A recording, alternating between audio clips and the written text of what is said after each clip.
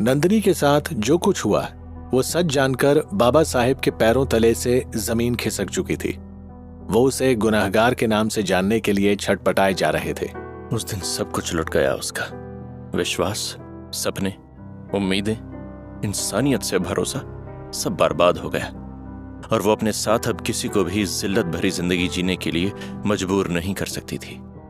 इसलिए उसने और हमने मिलकर नकली शादी का खेल रचा। सब कुछ इतना जल्दबाजी में हुआ नारायण कि हम कुछ भी न बता सके और सब उलझता चला गया। नंदिनी तो पागल है, लेकिन का तुम नामर्द हो गए थे? उको सहारा भी दिए और फिर अकेला भी छोड़ दिए।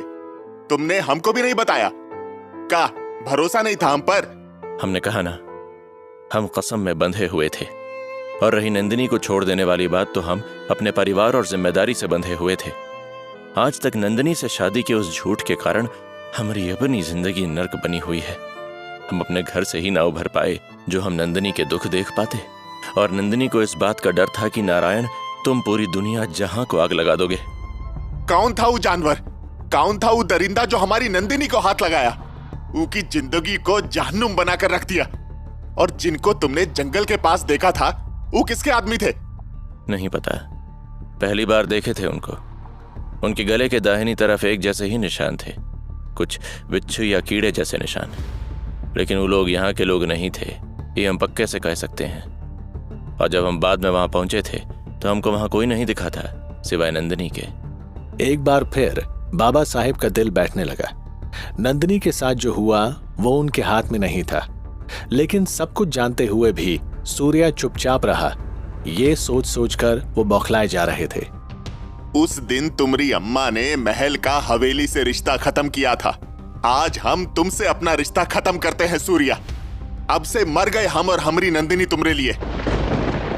नंदिनी के साथ जो हुआ हम नहीं बदल पाए, लेकिन आज तुमने अपनी और हमारी दोस्ती का खून जरूर कर दिया है सूर्या। भरोसा तोड़ दिया तुमने। बताया तो हमने कि तुमको नहीं बताने के पीछे नंदिनी की कसम थी। वो बात तो अलग है, लेकिन उसको अकेला छोड़कर तुमने बता दिया कि तुम कितने बड़े बुजदिल हो।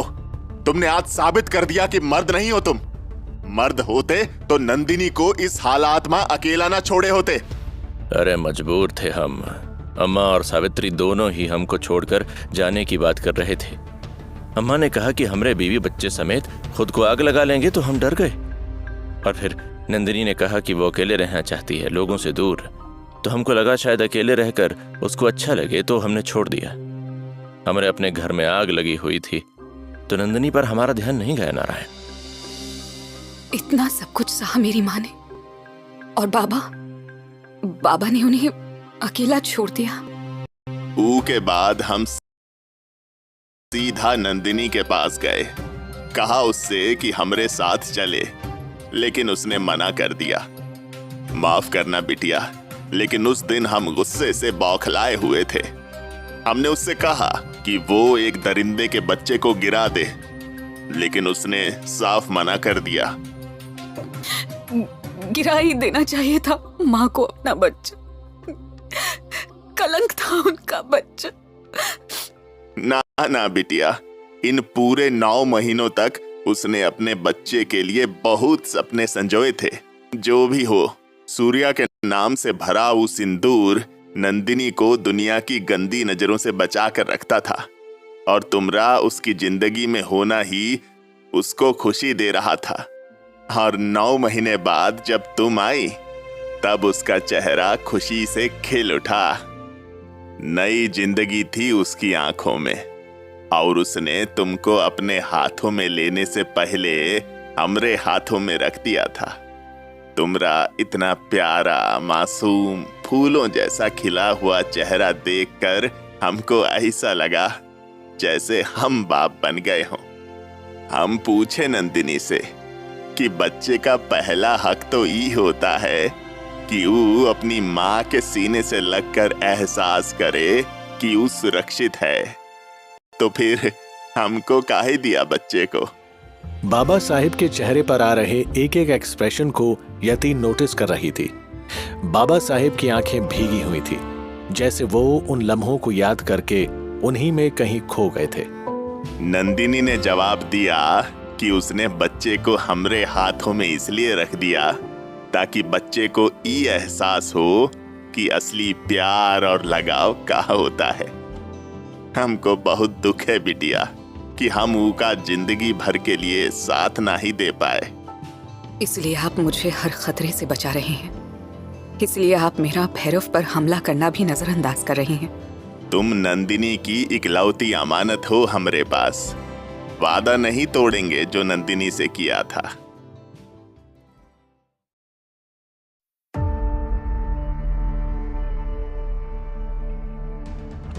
बाबा साहेब की बताई गई सारी बातें यति बेहद खामोशी से सुन रही थी, लेकिन फिर यति ने बाबा साहेब से एक ऐसा सवाल पूछ लिया। बाबा साहेब के सारे जवाब रेत पर पानी की तरह सिरे से गायब हो गए।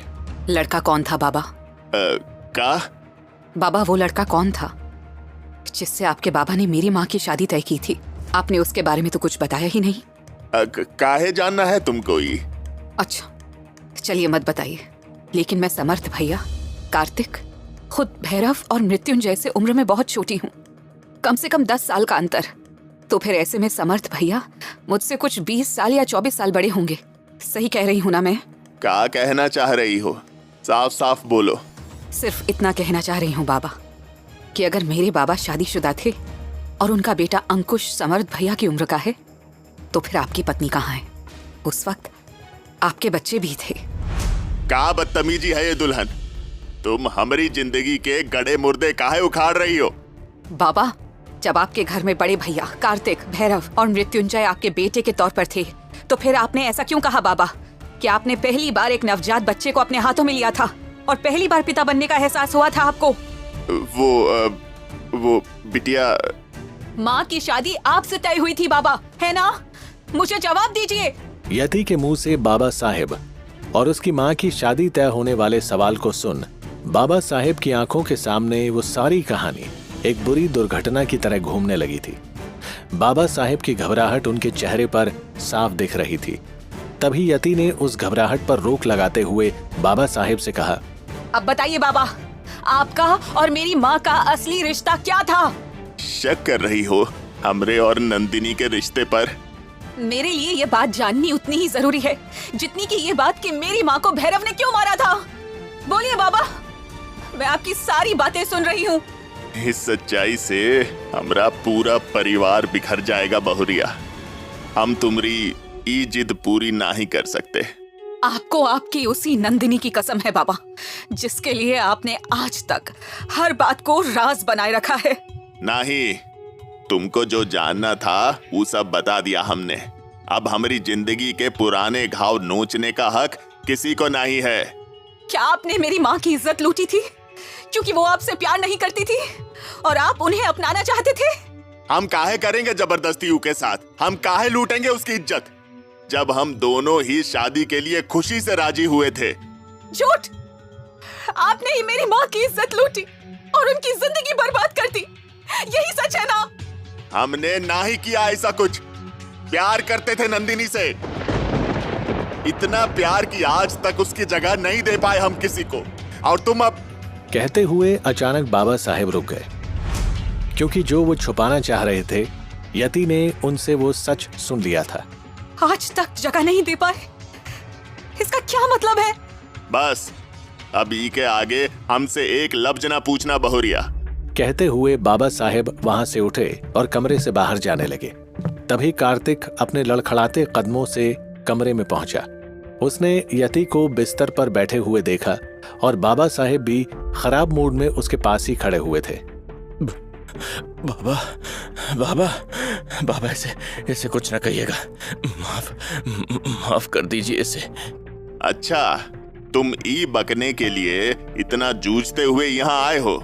कार्तिक किसी तरह से लड़खड़ाता हुआ खुद को संभालकर यति के पास पहुंचा और फिर उसे बचाने के इरादे से अपना एक हाथ उसके आगे करते हुए खुद उसके आगे आकर खड़ा हो गया। अभी का है? दिमाग का हवेली के गौशाले में छोड़ाए हो? मैं आपको इस चोट नहीं पहुंचाने दूंगा। मैंने वादा किया है बाबा, किसका ध्यान रखूंगा। आप इसे जाने दें। अच्छा, वादा किए हो बहुरिया को बचाने का? और तुम कौन हो? काहे वादा किए और किससे बचाने का वादा किए हो? कार्तिक अभी अभी होश में आया था और बीते कुछ घंटों में जो कुछ हुआ उससे अनजान था। कार्तिक, सब ठीक है, तुम परेशान मत हो। नहीं, तुम घबराना मत लड़की। मैं जानता हूं कि सच्चाई क्या है, इसलिए तुम्हें डरने की जरूरत नहीं है। मेरे रहते तुम्हें कोई भी चोट नहीं पहुंचा सकता। कार्तिक बाबा साहेब के खिलाफ खड़े होकर यति की सुरक्षा के लिए उनसे बहस करने लगा, लेकिन अगले ही पल वहां समर्थ और बाकी के कुछ नौकर आ पहुंचे। कार्तिक, तुमको तो अपने कमरे में होना चाहिए था ना, यहाँ क्या कर रहे हो? और ये सब क्या हरकत है? बड़े भैया, मैं आपसे कह रहा हूँ कि यति को कोई नुकसान नहीं। बाबा साहेब तेज कदमों से कार्तिक की ओर बढ़े और फिर उन्होंने बेहद जोर से कार्तिक के गाल पर थप्पड़ मारते हुए उसे जमीन पर गिरा दिया। उस पर गुस्सा करते हुए दांत पीसकर कहने लगे, गधा कहीं का, भेजा था बहुरिया की सुरक्षा के लिए और ऊ को इस खतरे में डालकर आ गया। खुद की टांगे तो तुड़वाई ही सही, उसको हवेली तक पहुंचा दिया।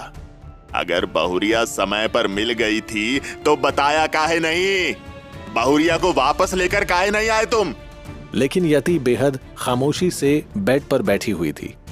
समर्थ ने अपने नौकरों को इशारा किया और फिर कार्तिक को उसके कमरे में भिजवा दिया, लेकिन यति की खामोशी अभी भी बाबा साहेब को चुभ रही थी। काहे बिटिया, इस चुप्पी का मतलब अब का निकालें हम? मुझे ऐसा लग रहा है कि मैंने कभी कुछ खोया ही नहीं था, क्योंकि मेरे पास तो कभी कुछ था ही नहीं। यति की इस बात को सुनकर समर्थ ने बाबा साहेब को शांत रहने का इशारा किया और फिर बचे हुए नौकरों को कमरे से बाहर भेजकर दरवाजे को अंदर से बंद कर लिया। बहू, का कुछ ऐसा है जो तुम जानना चाहती हो? हमको नहीं पता कि तुमरे और बाबा के बीच क्या बात हुई, लेकिन आते समय हमने सुना कि तुम बाबा पर चीख रही थी। बात क्या है? रहने दीजिए, नहीं जानना अब मुझे कुछ भी। मुझे एक और झूठ नहीं सुनना। मुझे अब कोई भी ऐसी कहानी नहीं सुननी जिसमें कोई सच्चाई ना हो। तुम जो बात जानना चाहती हो ना, उस बात के बारे में सिर्फ हमको पता है, बाबा कभी नहीं बताएंगे तुमको। तो अगर हम तुमको कुछ बताने जा रहे हैं तो तुम ये बात सिर्फ अपने तक रखना। दरअसल मैं बड़े भैया! समर्थ!